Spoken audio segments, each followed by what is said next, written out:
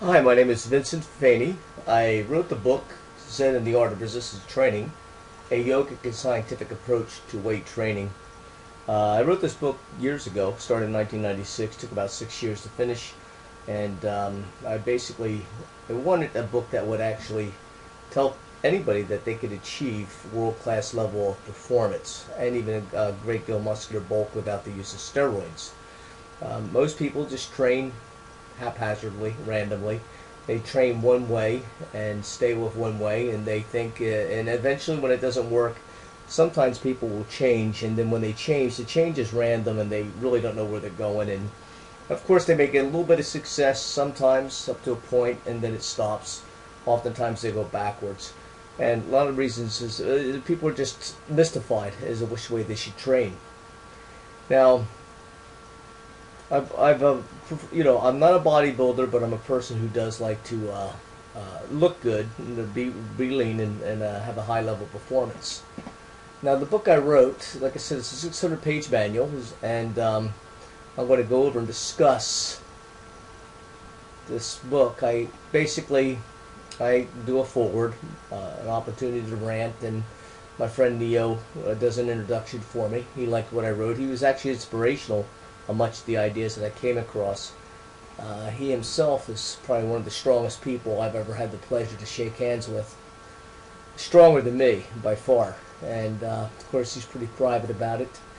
And now, I put quotes throughout the book, quotes that really hit me, because I think they pertain to many things in life, especially weightlifting. And quote has been certainly true with me. When written in Chinese, the words crisis is composed of two characters. One represents danger and the other represents opportunity. And this is a quote that certainly has fit my lifting career and research, because I've had ups and downs and injuries. Now, just to give you an idea of what my book's about for all you people out in YouTube and out in the world, it's a lengthy table of contents. I talk about why I wrote the book, 7 pages. The inherent problems with research, because I've had a lot of problems with research, did a lot of extensive research. I have a chapter on how to use this book, and I want you to question everything, even me. I got to say something about research and people.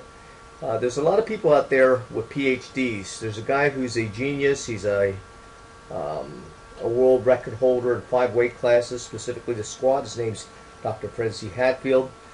I believe he got his doctor's thesis in psychology. I, for years, thought it was anatomy, physiology, sports medicine, or sports exercise physiology. And so, while he's a very intelligent guy, has a lot to know about motivation and so forth, and psychological arousal, which has helped him in lifting. He basically, most of his education is informal. His in the streets, out in the field, experiment on himself, experiential.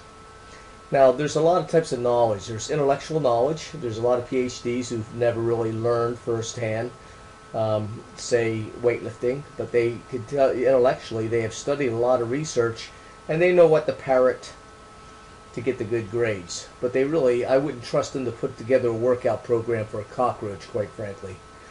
Then there are people who never graduated high school, or maybe they got out of high school and maybe took a few enrichment classes at college.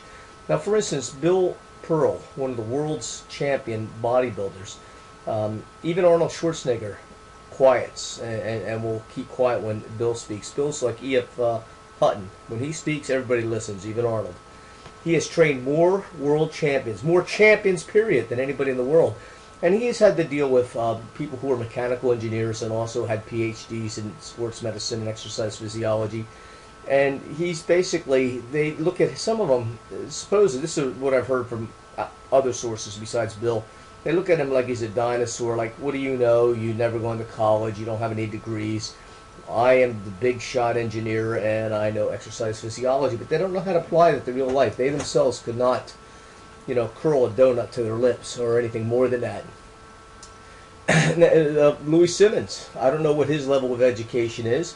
I've had friends listen to his tapes, and they think some of these friends think he's unintelligent and has basically stumbled upon something because, quite frankly, Louis, he's an Easterner. He's a rough and tough, tumble guy, takes life by the throat. His knowledge is experiential. Now, he's a genius in my estimation, but some people think he is, well, not that bright because he doesn't articulate himself as well as some other people do. And the point is, he doesn't articulate. He's not able to articulate the genius that he really has. So just because you hear Louis maybe doesn't speak like Christopher Hitchens or William F. Buckley, you should not mistake that he is indeed a genius. Other people who've written some books or PhDs and so forth and so on, and their books at best are, I look at their books on weightlifting and I go, well, nobody's going to get injured and it's better than nothing, and yes, you'll get toned up and so forth. Like me, I'm working towards a degree in biomedical engineering, and I've had quite a few years of college. Never got a degree yet, and because of many circumstances in life. But the fact is I have reached a world-class level of performance based on my in-the-trenches experience. So just to give you an idea, question, but don't just believe me. Question everything. In this book, the one thing I want to emphasize, I bring up as many or more questions than I do answers or assertions. And I want you to question me, and I want you to use, I want you to think intellectually. I want you to understand what I'm telling you experientially. And so I want you to use math, common sense, and actually to experience it, to give it a try. I don't want you to just blindly listen to this or to anyone. But I want you to read this and listen to what I say and question it. Now, I have a glossary of physiological and exercise terms that any good anatomy or exercise book will have. I've even gone well beyond that. I talk about belief systems and how they influence both you and your training. The biology of transcendence, the first matrix of psychic phenomena.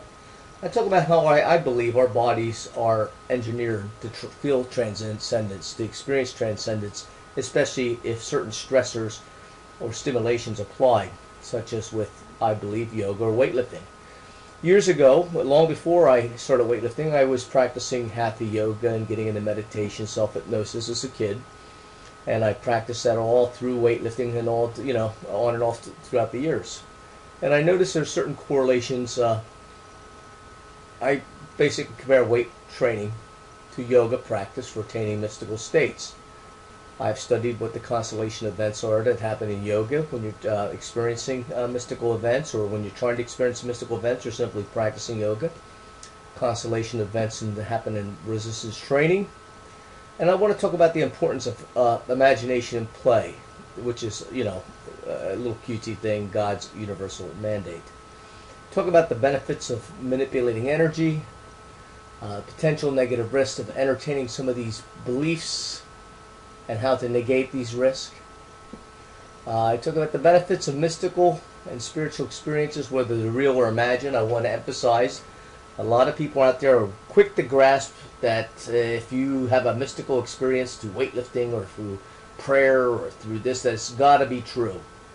Well, just like Dr. Lee Salinas has said, that some states that some people think that they're having that feel real are possibly hallucinations caused by mental illness, temporal lobe epilepsy, drug-induced fatigue, or whatever, nitrogen narcosis, who knows what.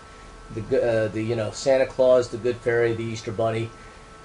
But he believes, and I believe as well, and many people in the who are the creme de la creme of the academia, are giving some strong. They're entertaining the possibility of consciousness transcending time and space beyond the confines of this specific what you believe to be your specific body. We'll talk more about that. I have a glossary of glossary of terms, mystical, psychological, spiritual terms, and many of these I've experienced, and many of these specifically from weightlifting, and some of them regardless. I talk about the various types of mystical, spiritual experiences people may have. I want to talk about mental health and social issues, because this whole approach toward weightlifting is holistic. I believe that what you eat, how you think, your relationships, your good and bad, everything, one thing affects the other. It's all intertwined. And so that's why I talk about biblical sins against God and society. And I think it's important to note that biblical sins are events or transgressions that we commit, regardless if you believe in a God or not, whether there's a God or not. You know, obviously killing and stealing and murdering is not a good thing, and generally causes a lot of ill ease, unrest within your own self, and any unrest and so forth can kind of bog you down. Behaviors that alienate mismanners. Now I want to talk about try to talk about internal visualization, which is really good for achieving anything like improving weightlifting. Breathing, postural and muscular manipulation, whether it's through chiropractic, physical therapy, acupuncture. Sounds and tones like music and so forth, very important, can be used to enhance, or if you're not careful, to destroy your training. External visual patterns and focal points, something that's also used in yoga.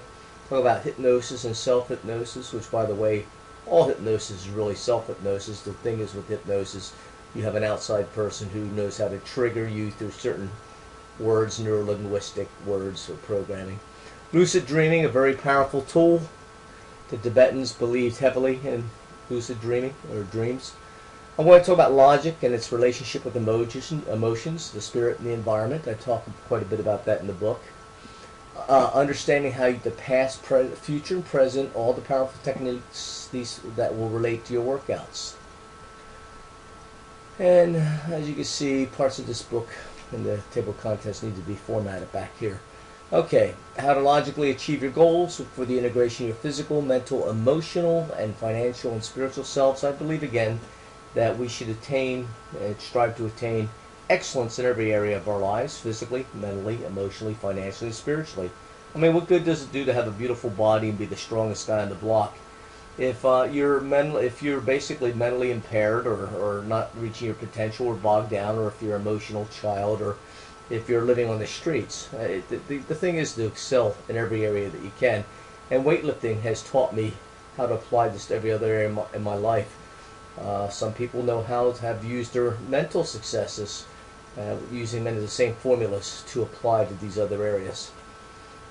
And I really discuss why we should lift weights anyway. You know, really, what is the purpose of lifting weights? Is it really necessary to have a 500-pound bench? Are there any benefits than just being strong, and then being so strong that every other weekend you got friends and family calling you to help move heavy furniture? These are things to think about. I talk about different types of fitness, and there are many different types of fitness: anaerobic, aerobic, flexibility, so forth. I talk about how different sports and activities compare towards a balanced fitness profile. Okay?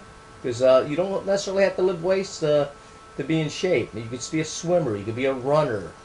You know, how does it affect your whole fitness profile?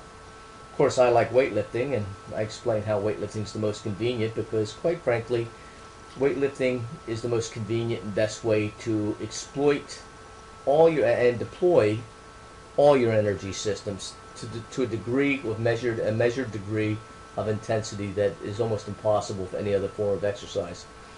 Talk about how weight training relates in the real world, how it could benefit many things in the real world, many events and activities. The holistic benefits of weight training, facts and myths about weight training. There's a lot of myths out there that people take as fact and vice versa. Why most people are doomed themselves to failure when it comes to training, and of course this applies to anything in life. And there are many pitfalls that people don't know that they're doing. They're doomed them to failure, specifically negative self-talk and programming, and so negative programming. I talk about the 7 important characteristics for achieving success. Many of the best athletes in the world follow one or all these important items, and not just in weightlifting or athletics endeavors, but in the business world and so forth. A summary of a success formulas, have that in here. 3 pages talking about that. I talk about evidence that resistant training excites mystical states, and I could bring up some. I've done research on this as well, not just experiencing on my own and talking with other people, but research linking certain stimulation to the brain and so forth. I got a chapter that I really like, that I developed a muscle composition, body types, leverage, and other aspects of strength. I talk about body types. What is our body type? Are you ectomorphic, mesomorphic, endomorphic, or a mixture? Most people are a mixture. Muscle structure and the theory of muscular contraction. See, now you don't have to study some of these chapters. You could just go, not even study or just glance through, because to me this is really, if you want to study kinesiology or go further, anatomy of physiology, or it's you must read it. But if you just want to like lift more weights and so forth, I mean, this helps, especially a very imaginative, visual person like me that likes to imagine down to the cellular level what every part of my body's doing as you're doing it. Sometimes it's kind of nice, gives you an idea what's going on. And I will use this chapter to give you to basically assert that my theories are true, to give you, convince you, be able to convince you. If it seems, what I say to you sometimes seems strange, I could go back to good old biology and mathematics to prove, to give a good argument of what I'm saying. So I'm not just going to say this and this and this, and this is my belief and follow me. I'm going to say, well, if you look at all the scientific evidence, what it says here in mathematics and physics, think about it. I talk about many other aspects of strength, and there are different types of strength. Absolute strength, and within the category of absolute strength is concentric strength, eccentric strength, static strength. One is a positive movement upwards, the other one is the doing a negative, slowing the weight down, which you can do about up to 50% more weight. Static strength is holding on to something. Type of strength here, if you're grappling, you want to have boa constrictor strength, so you can hold on to somebody with enormous force without tiring. There's speed strength, and within speed strength they have explosive strength and starting strength. Something else for MMA fighting or any sport, football and so forth. Anaerobic power, anaerobic strength. In this category you have strength endurance, local muscular endurance, speed endurance. These are subcategories of this. And this is very important for building all these others. Every one is like legs on a stool. Without the one, they all fall apart, but these each help the other. You train them separate, but they with the intention of training this to increase this as much as possible. But training this as you're increasing this will help all the others. All this, they all help each other. Now I talk about fast twitch and slow twitch muscle fibers, the engine that move us. I talk about the different fuel that different fibers move, and so forth and so on, what they use and how they move. And I also call into question, what the heck is slow twitch? There's many ideas that people have, like if you're, exercises or sports that are fast twitch, slow twitch. And some people, I think, have a wrong idea. They figure if you go over X amount of reps, then you go into the slow twitch category, and that's not necessarily true, and I'll discuss that later. I talk about the benefits of weight training for women, weight training for children, weight training for the elderly. Each have their own specific concerns, and it's important to read these chapters. It's not rocket scientist, but just gives you a little food for thought. Weight training for the injured and sick. And I talk about sex and sensuality and resistance training. Obviously, athletes and lifters who are more in tune with the body are going to be more in tune as lovers. It's just the way it is. Not all the time, but generally speaking. Treating addictions with resistance training. I worked for a while at a addiction lockdown place. Actually, it wasn't quite lockdown. I worked with kids from 12 to 18, a group of 8 to 12 kids, and my one job, I used to train them with weights, monitor them and mentor them and train them with weights. And this is when I really spent 40 some hours developing a specific workout program for them to deal with the challenges of the schedule. I would have had things different, but I was working within this clinic's schedule. So that's when I went to Bill Pearl again to ask for his advice and help. I wrote the program and wanted him to do a critique, and he said that basically he could tell by looking at it, I put 40 hours into it, and that he wouldn't have changed a thing. He wouldn't have done near as much. So I was pretty proud of that. I talk about reps and their effects. How do reps? What do reps do? And what is a repetition? Where do we get the idea that 10 reps is best, or 12 reps is best, or 25? Was it from science? What was it from? Where do we get this? And how do we know what rep ranges affect? Why does 3 sets of 10 reps affect me differently than 3 sets of 10 reps for my friend John? Is it because could we be doing it differently? Different time periods, whatever. These are things we need to look at and think about. And I cover how science and research talks about what reps ranges what areas they tend to build. Certain rep ranges are thought to build more of local endurance. Other rep ranges anaerobic endurance power. limit strength, so forth, power, speed, and so forth. But I call some of these into question, and I want you to listen to some of these questions. I challenge some of these beliefs because certain other permutations or factors that may be involved. Talk about speed training. Talk about different variables influencing set selection, like, you know, who says that 5 sets of 5 is best? Who? How do we know that? How do you check on that? You know, I mean, because I've seen a variety of differences, and I know that 5 sets of 5, regardless of the speed or the weight that's used, isn't for everybody. And sometimes it is, but at different times. There's so many things to question. Talk about velocity and tempo. Talk about rest intervals. There's a science of rest intervals. So you can't believe how the amount of time or the lack of time you spend resting can dramatically affect, you know, how, you know, the effectiveness of putting on mass or you know, strength, or improving certain energy systems. There's time under tension, doing painfully excruciating slow reps, and that's pretty intense. Talk about how effective this can be depending on your goals and your genetics. Draining volume, the overall amount of, like, how much workload, how many sets and reps do you do with the per body part per workout, you know, what is good, what's the optimal training volume, and when, you know, many factors there. Training workload, it's not just talking about sets and reps, but also the amount of weight you use for those sets and reps. Training intensity, different types of intensity. What is training intensity? Is it how fast you move the weight? Is it how many reps you do? How heavy you go? How many, you know, so we're discussing about that. A lot of people, when you ask people about this, you get a lot of different answers. And of course, many of the answers are kind of wrong, and many of them are right. And there are, quite frankly, truthfully, a lot of different types of intensity. So would be quite a few answers in there. When we talk about training frequency, is it best to train every body part every day? Is it best to train every other day, every third day? You know, who knows?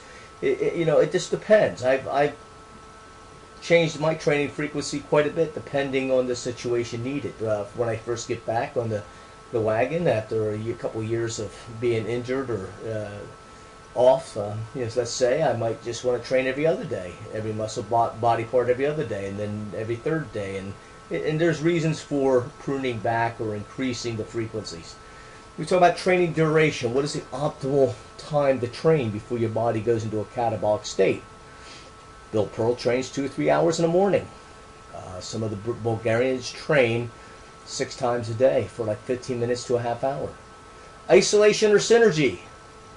Some people believe in preacher curls, isolating a muscle. Other people believe in nothing should be done unless it's the whole, it shouldn't be isolated unless the whole body's moving, picking it up from the ground, curling it, then pressing. One full fluid motion. Dynamic motion. Me, I believe in both.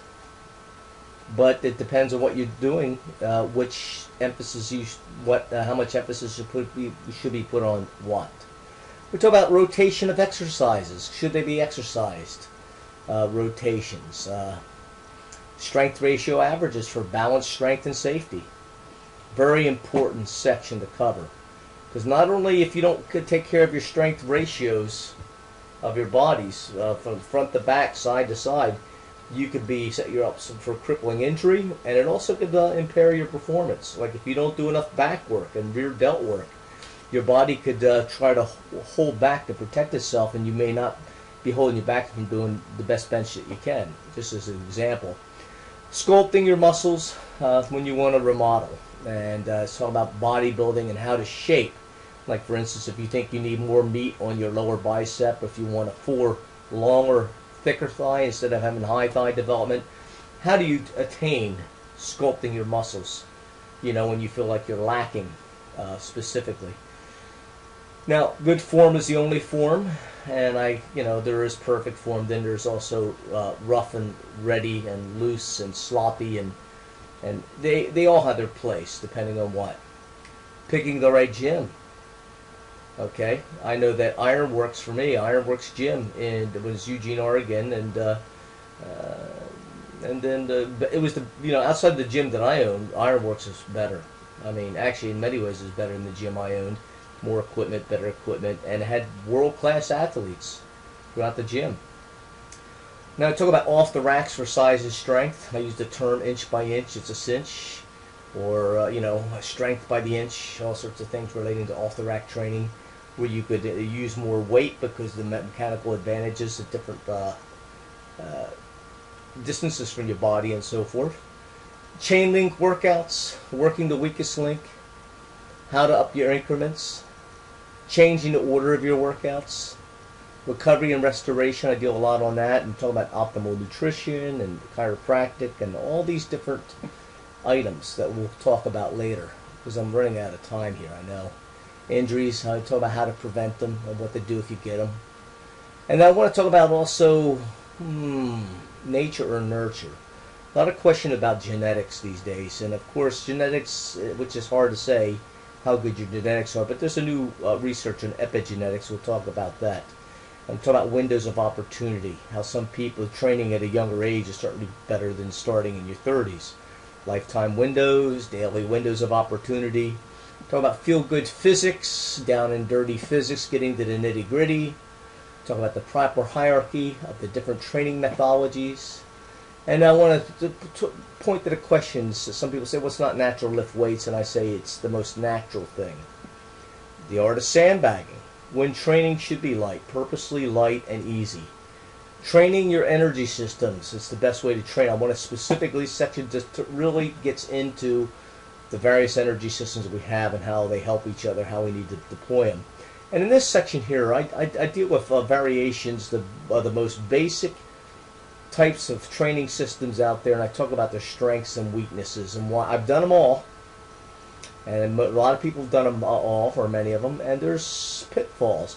But I look at each of these and how I also talk about how I would adjust them for my needs and how they could be improved upon.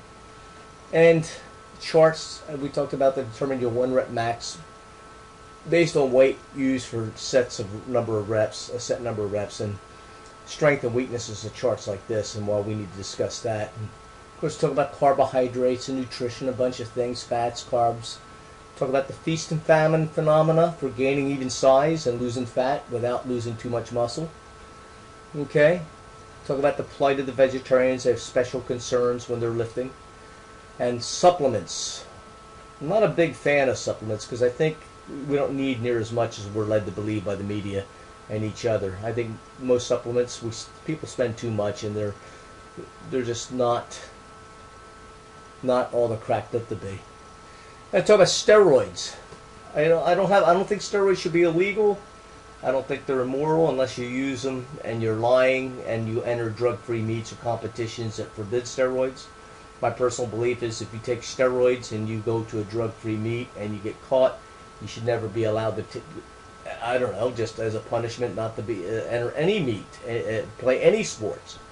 I have a lot of contempt and disdain for people who lie about taking steroids and try to compete in a drug-free meet. I'm all for people saying I'm on steroids and I'm going to a drug meet. I know people who do that, and that's okay. Talk about the personal trainers, and do we need them?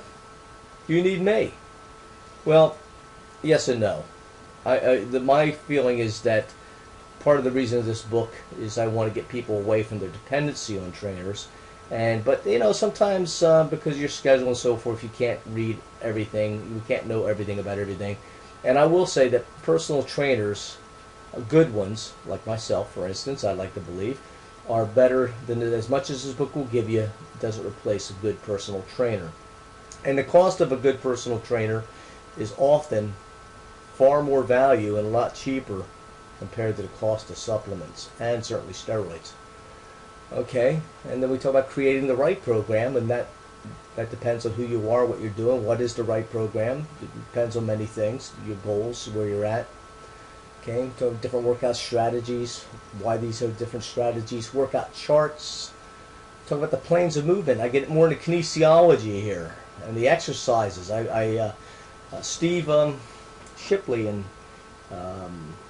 Cecil Phillips, both physical therapists, both champion weightlifters in their day, and both of them, and myself, when we're doing research, and we have different books, Sometimes it's terrible to have when you're going through college and you have to research. You're looking at several different books and you got to read this, this, and this. And then as you're going through the book, you see a lot of redundant stuff. It's just like I had to go through all this redundancies to pick out gems. Not that the redundant stuff isn't important information, but it gets tiring and time consuming to go through several different books when the bulk of it is the same thing. Said in a different way, but the same thing. To get gems that in one book that you don't see in the other 5 that you're researching. And on top of that, none of this information, or most of it, is not presented in a holistic fashion in a way that would be easy for you to use. And that's what I endeavored to do in this book, especially here, because I wanted to show all the stuff in one book and present it in a manner that I found to be more effective and pleasing and organized. So I have the whole thing of kinesiology and, you know, the anatomy of the body. And I talk about all the different exercises, different 76 chest exercises. These are only a small portion of what I normally do. And so many like shoulder exercises they have. And we have arm exercises and bicep exercises. And I even broke them down even further because, you know, as shoulder exercises, some shoulder exercises mainly work the front delts. Other exercises mainly the lateral delts. Some exercises the brachioradialis, other the inner bicep. So I have all this group of exercises that's aimed at the inner bicep. It mainly targets there and talks about the degree where it targets other parts of the bicep or forearms. So as you go through this book, you can see I'm pretty big on kinesiology and the exercise that pertain to building these specific muscles. Okay, so go through all that. And we're coming to a close pretty soon. Got pictures with it that talks about antagonists, agonists, showing the different deadlifting, different exercises for all this. So that's pretty much it. This is it, you know. Then we get into this. So anyways, I'll see you next time. And that way we'll go slowly over each chapter of the book. And my DVD will have the complete tutorial in this fashion where I'll be showing charts and writing words and taking my pen and scrolling things and giving you formulas and examples and visuals and pictures. And then of course it will also have some video interaction to show examples of people working out and what they're doing and so forth. So for people who like videos. I like videos too. So thanks for now. We'll talk to you later. And bye-bye.